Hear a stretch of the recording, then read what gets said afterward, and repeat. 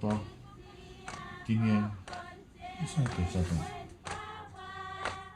Makali'i Kupuna, Auntie Marie Solomon flies in from the Big Island to honor Mao at the Voyager's final destination. We could no longer read the signs. We were not friends of the stars. This man heard the cry of the culture of these people. We have lost ours, and he came and he gave back to us the pride, the heritage that was ours.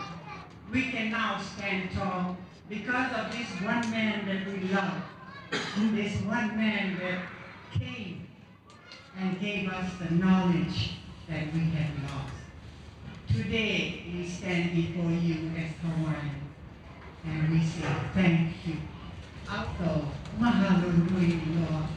And of course, we are very happy to be here. Thank you.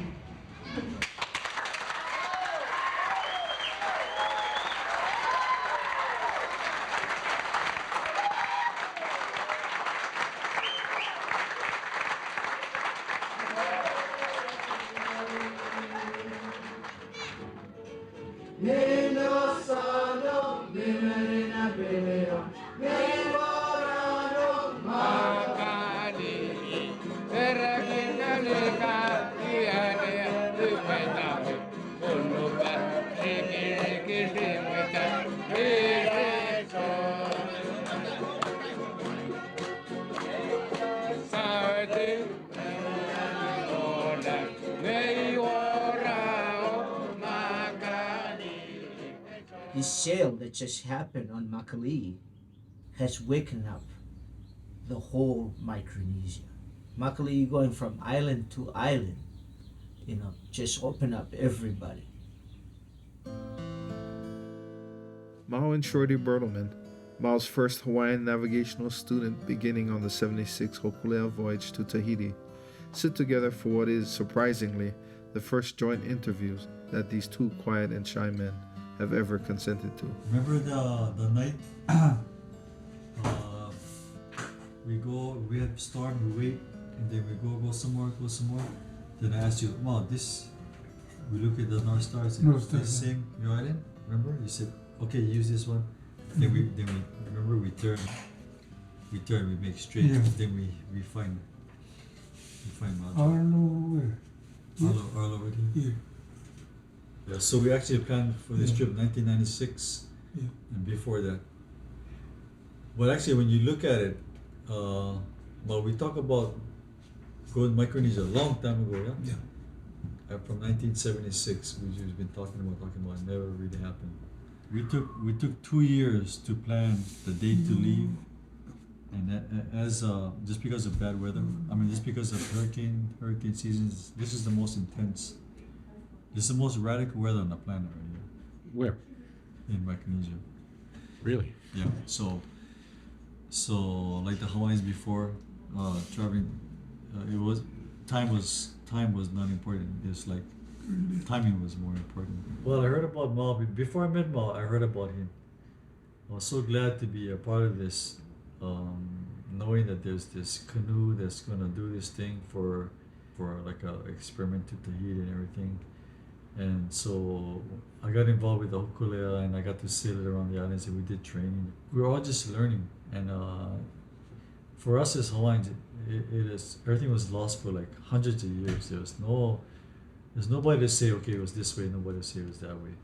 There's no information as how the canoes were made, exactly how the canoes were made, what knots were used, the sail and everything. So like for me, it was like, I was so pumped up to learning all this stuff, but there's really no resource, no one alive, nobody that knew what it would take and what it's like and how it was done. And one day, we were working on a canoe and I heard about somebody being here, some navigator or whatever. I just walked up to him and just took a look at him. And we never met. We never even looked at each other. And I just knew that this person was very special. He was carving masset, and I don't know if you saw him using his hands. It's so meticulous, and it's something I never saw before.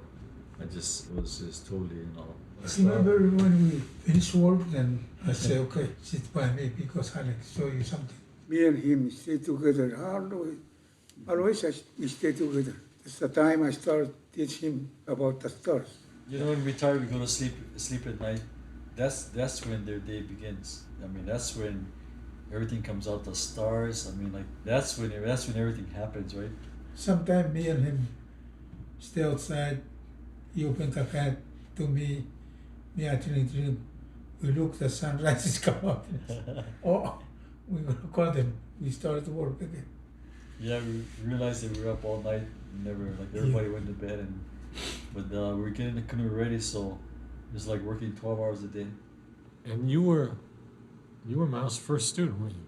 I don't want to say that because that's going to eliminate and it might interfere with other people's opinions about everything. He tells me that. Yeah, I mean, he tells everybody that, so I respect that. First trip on the Hokule'a is, I'm a little bit scared because first time I tried that, then I never sailed from here to Tahiti before. But after 15 days, then I'm thinking, well, maybe scared is not too good. I like make wrong inside my body. Because maybe, I'm thinking maybe I'm scared. I think lost. Because inside my head, many things, I don't know which way. This way or that way. First time. Yeah, first time. And you did something nobody ever did before. Well, at least in 2,000 years, right? Yeah. How'd that feel to you? Huh? How did that feel? Maybe it's okay. What he did was, what he's still doing is so amazing, so amazing. Him and in his own, among his own people, amongst his own teachers and everything, he's like nobody's ever even thought about things and accomplished the things in one lifetime, let alone 2, 3 he did. After meeting Maui, it's like he was like a living ancestor and a real life master navigator. He'll tell you about your past and about your ancestors, about who they were like, what they did. At Mahukona, Mao explains his navigation that was taught to him by his grandfather. Navigation, weather, safety, and Piailug. The first one, Piailug.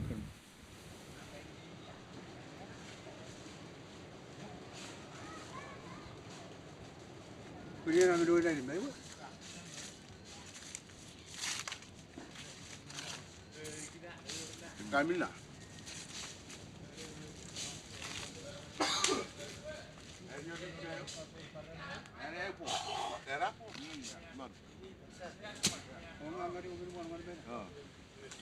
Mo irong mina sa pagirato ko ng ino.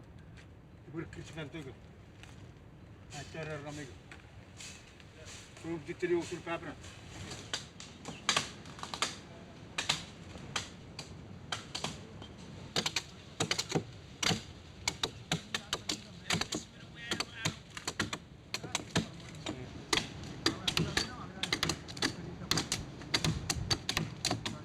When we Piailug first finished, then we go try navigation.